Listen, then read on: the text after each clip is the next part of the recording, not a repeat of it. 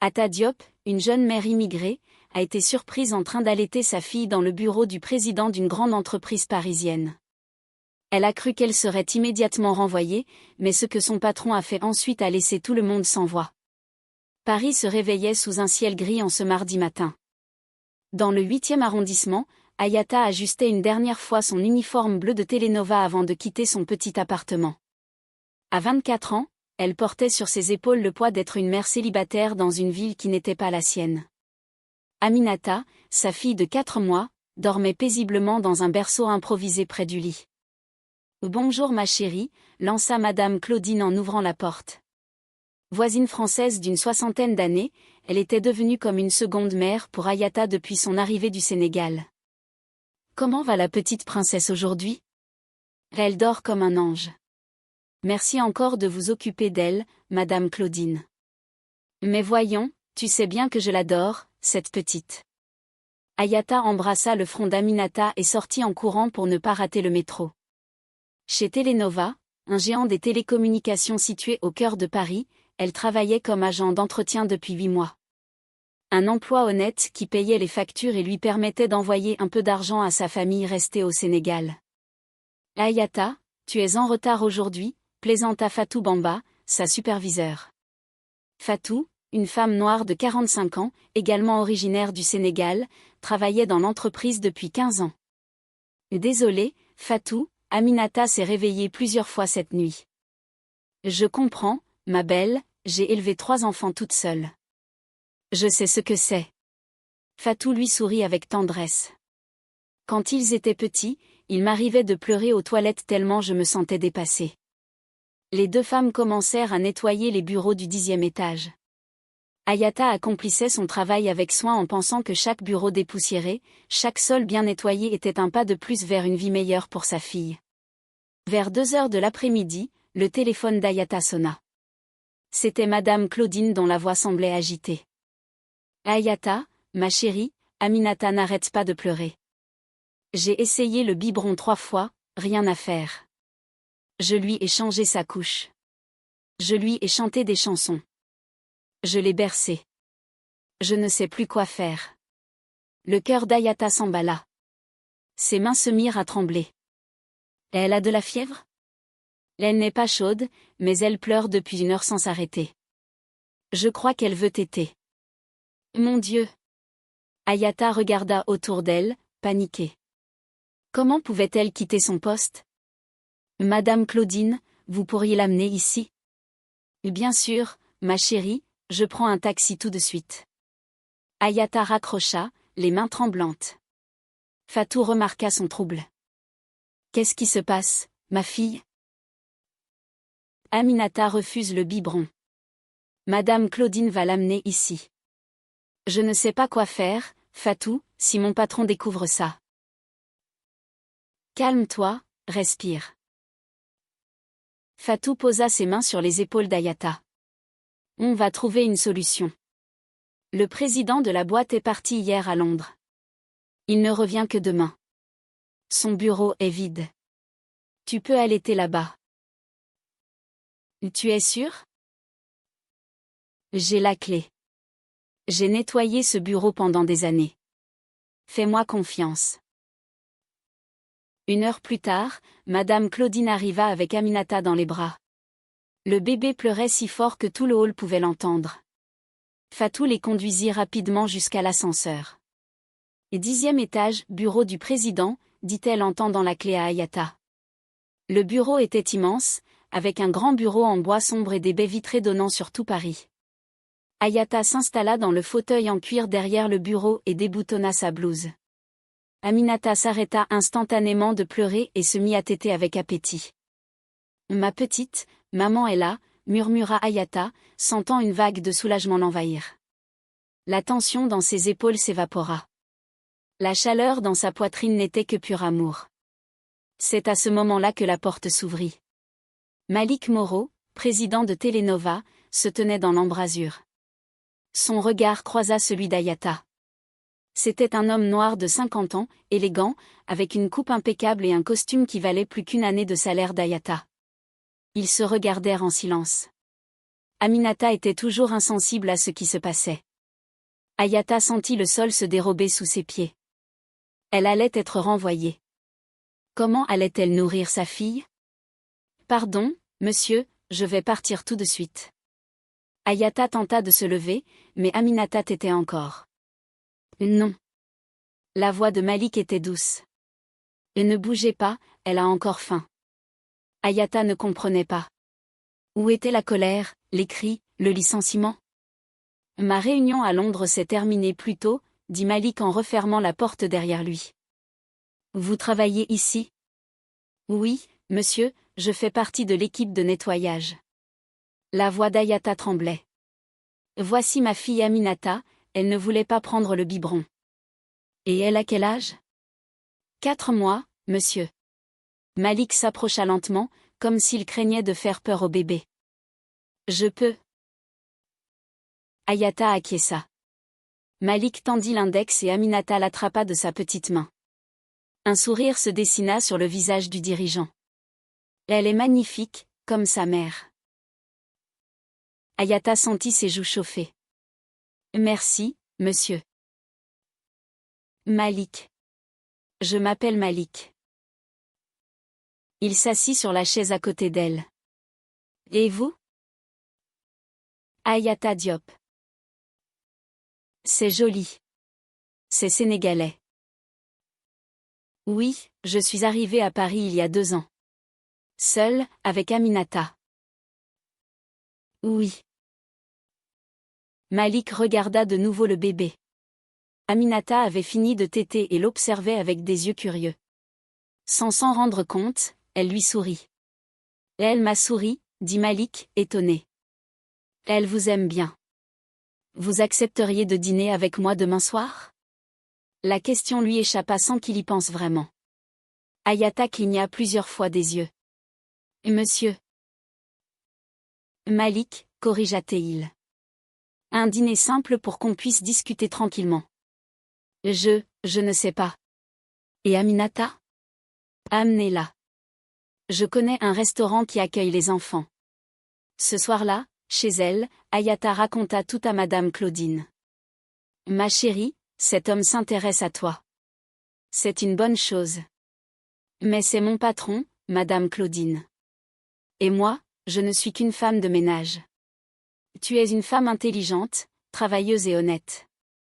Ça vaut bien plus que n'importe quel titre. Claudine lui prit les mains. Tu as assez souffert, ma fille, tu mérites d'être heureuse. Et s'il cherche juste à profiter de moi? Alors tu t'en iras. Mais s'il est sincère, tu vas laisser passer ta chance à cause de la peur? Le lendemain, Ayata enfila la seule jolie robe qu'elle possédait. Elle se regarda dans le miroir et vit une femme fatiguée mais encore jeune. Une femme qui méritait d'être aimée. Ou du moins, c'est ce qu'elle essayait de croire. Le restaurant était petit et chaleureux dans le marais. Malik était déjà là quand elle arriva, Aminata dans la poussette. Tu es venue? J'ai dit que je viendrais. Pendant le dîner, ils parlèrent de tout. Malik lui raconta son enfance en Martinique, comment il était venu à Paris à 18 ans pour étudier. Mes parents travaillaient dans une plantation de bananes. Ils ont économisé pendant des années pour m'envoyer ici. Parfois, je me sens coupable d'avoir tout ça alors que vivent encore dans une maison toute simple. Pourquoi coupable? Demanda Ayata. Tu as travaillé dur. Oui, mais parfois je me demande si je n'ai pas oublié d'où je viens, si je ne suis pas devenue comme les autres. Malik désigna les autres restaurants chics autour d'eux. Tu n'as pas oublié. Si tu avais oublié, tu ne m'aurais pas invité à dîner. Aminata se mit à pleurer. Ayata la prit dans ses bras et la petite se calma aussitôt. Je peux la prendre? Demanda Malik. Ayata hésita, puis lui tendit sa fille. Malik la prit délicatement, comme si elle était faite de cristal. Le bébé le regarda quelques secondes très sérieusement avant de lui adresser un petit sourire. Elle te fait confiance, dit Ayata. Et toi, tu me fais confiance? Ayata le regarda dans les yeux. Elle y vit de la sincérité et de la solitude aussi. J'essaie. J'ai une proposition à te faire. Quel genre de proposition? L'entreprise doit revoir les avantages sociaux, surtout pour les mères. Tu pourrais m'aider avec ça? Tu connais les vraies difficultés mieux que n'importe quel consultant hors de prix. Je n'ai pas fait d'études, Malik. Tu as mieux. Tu as l'expérience du terrain. Hayata sentit une lueur d'espoir naître dans sa poitrine. Ce serait un autre poste. Oui, avec un meilleur salaire aussi. Pourquoi tu fais ça pour moi? Malik lui rendit Aminata. Parce que quand je vous ai vues toutes les deux hier dans mon bureau, j'ai réalisé que ça faisait longtemps que je n'avais rien vu de vrai dans ma vie. Je veux des gens comme toi autour de moi. 3 mois plus tard, Hayata ne nettoyait plus de bureau. Elle avait désormais son propre bureau au sein du département des ressources humaines et travaillait sur le projet de crèche d'entreprise. Ses idées étaient écoutées et respectées. Son nouveau salaire lui avait permis de louer un appartement plus grand pour elle et Aminata, mais tout n'était pas rose. « Tiens, voilà la star », lança Margot de l'âtre lorsqu'Hayata passa devant les vestiaires. Margot, une femme blanche de 35 ans, travaillait dans le service de nettoyage depuis 5 ans. La princesse africaine. « Bonjour, Margot », répondit Hayata, essayant de rester polie. « Bonjour. Pour toi, tous les jours sont bons maintenant, non? Ça doit être agréable de grimper les échelons comme ça. » De quoi tu parles? Oh, allez, tout le monde sait comment tu as obtenu ce nouveau poste. Margot croisa les bras. Une fille comme toi, sans diplôme, qui devient soudain consultante, tu as dû te servir d'autres atouts. Le sang d'Hayata ne fit qu'un tour, mais elle inspira profondément. J'ai ce poste parce que je suis compétente. Compétente? Margot éclata de rire. Tu parlais à peine français quand tu es arrivée ici. Et maintenant, d'un coup, tu es trop éloquente pour quelqu'un de ton niveau. Bizarre, tu ne trouves pas? Mon niveau? C'est quoi exactement, mon niveau, Margot? Tu sais très bien ce que je veux dire. Les gens comme toi ont leur place. Ce n'est pas là-haut, à faire semblant d'être ce que vous n'êtes pas. Hayata quitta les vestiaires, les mains tremblantes de colère. Les gens comme toi. Les mots résonnaient dans sa tête. Dans le couloir, elle croisa Fatou. Vu ta tête, tu as déjà croisé la vipère Margot, dit Fatou. Elle m'a dit que je n'avais rien à faire ici. Et tu la crois? Je ne sais plus, Fatou. Parfois, je me demande si je ne suis pas en train de me bercer d'illusions. Fatou s'arrêta et posa les mains sur les épaules d'Hayata. Écoute-moi bien, ma fille. Je suis noire, femme et immigrée depuis 15 ans dans cette boîte. Je sais ce que tu vas vivre. Ils vont remettre en question chaque décision que tu prends, chaque succès que tu obtiens. Ils diront que tu es là par chance. Ou pire. Comment tu fais pour tenir? En étant meilleur que toujours et en ne doutant jamais de ma valeur. La semaine suivante, Jérôme Lefebvre du service financier vint trouver Hayata. J'aurais besoin de te parler du projet de crèche, dit-il en s'asseyant sans y être invité. Bien sûr, que veux-tu savoir? Bien, il y a quelques préoccupations concernant les coûts et aussi la manière dont ce projet a été validé aussi vite. Tous les coûts sont détaillés dans le rapport que j'ai envoyé. Oui, mais tu comprends que c'est un peu inhabituel qu'une nouvelle employée ait un tel accès au président. Non. Hayata le fixa. Inhabituel en quoi? Eh bien, les gens pourraient mal interpréter. Tu es une belle femme jeune. Monsieur Moreau est célibataire. Tu insinues quoi exactement? Rien du tout. Je pense juste que tu devrais faire attention aux apparences. Ce soir-là, en sortant du travail, Hayata vit Malik qui l'attendait sur le parking. Je suis content de te voir, dit-il. Tu veux dîner avec moi ce soir? Sans réfléchir, Hayata s'approcha et l'embrassa. C'était la première fois. Un baiser tendre, chargé de sentiments. Ce qu'il ne vit pas, c'est Margot, un peu plus loin, qui les observait. Téléphone à la main. Le lendemain, toute l'entreprise était au courant. Les regards suivaient Hayata dans les couloirs. Les conversations s'interrompaient dès qu'elle passait. Maintenant, je comprends comment elle a eu sa promotion, murmura quelqu'un. J'ai toujours su qu'il y avait quelque chose de louche là-dedans. Ayata se réfugia dans les toilettes et éclata en sanglots. Pas de tristesse, de rage. Rage contre elle-même pour avoir été naïve. Rage contre un monde qui refusait de croire qu'une femme comme elle pouvait réussir par mérite. Le soir, elle appela Malik. « Il faut qu'on parle », dit-elle. 1 heure plus tard, elle était dans le salon luxueux de Malik, tandis qu'Aminata dormait paisiblement dans sa poussette. « Tu as vu ce qui se passe à l'entreprise ?» demanda-t-elle. « J'ai entendu quelques commentaires idiots. » « Ce ne sont pas que des commentaires, Malik. On remet en cause ma compétence. On dit que j'ai eu ce poste uniquement parce que je suis avec toi. Et alors ? Nous, on connaît la vérité. Ça compte ? Oui, Ayata éleva la voix. Tu ne comprends pas. Pour toi, c'est facile. Tu es un homme, tu es le patron. Pour moi, c'est différent. Je suis une femme noire, mère célibataire. Si je perds ce boulot, j'ai nulle part où aller.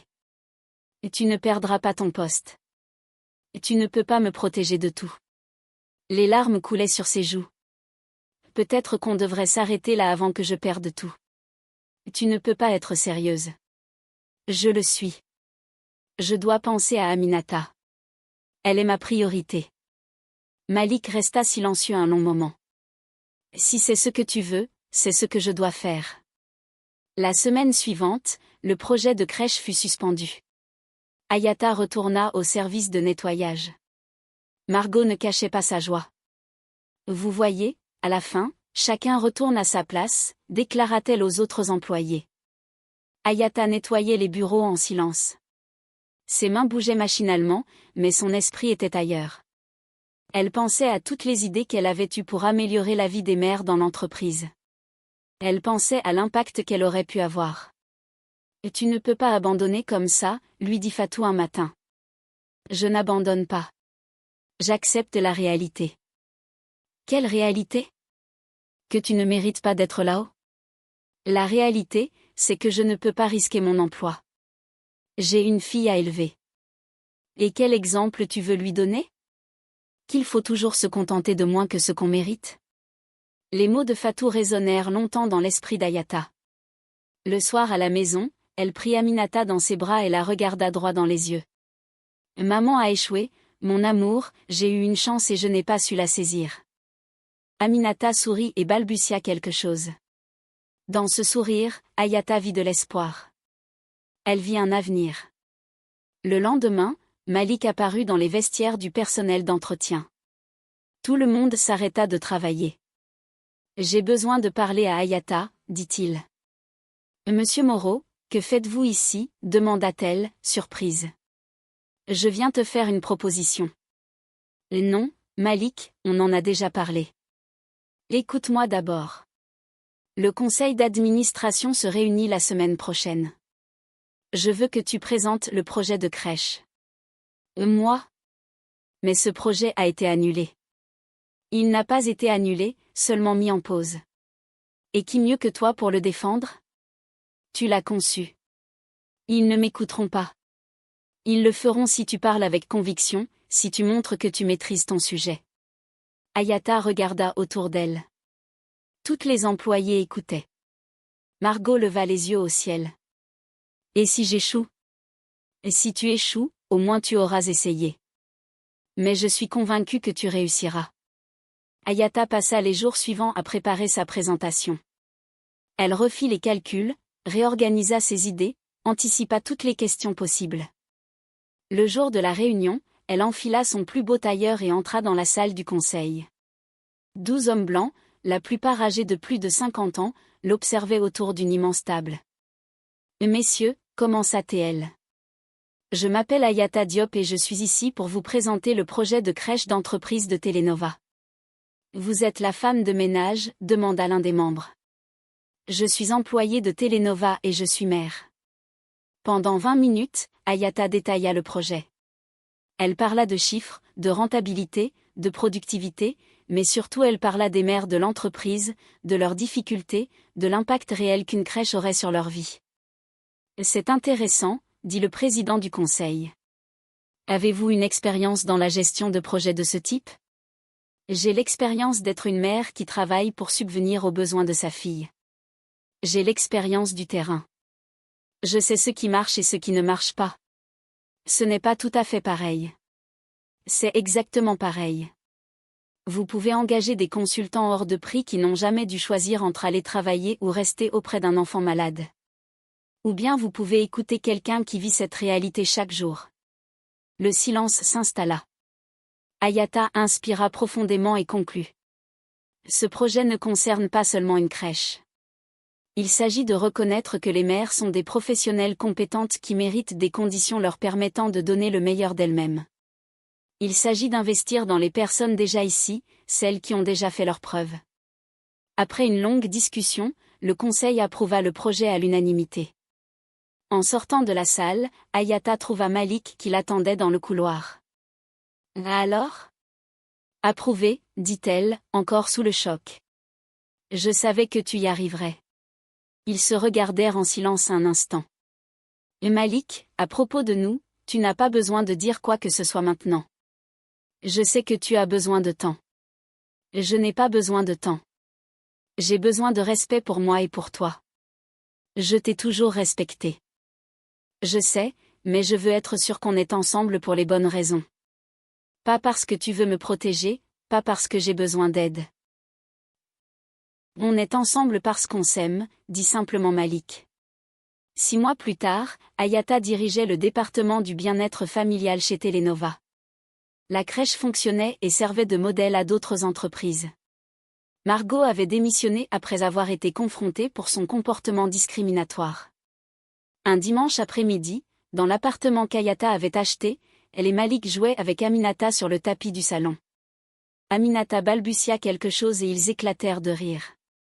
Dehors, Paris restait Paris. Mais à l'intérieur de cet appartement, 3 personnes construisaient une famille fondée sur l'amour véritable et le respect mutuel. Si cette histoire vous a touché d'une manière ou d'une autre, laissez un commentaire ci-dessous. Qu'auriez-vous fait à la place d'Ayata? Et surtout, partagez ce récit avec quelqu'un qui a besoin de croire encore en l'espoir et en l'humanité.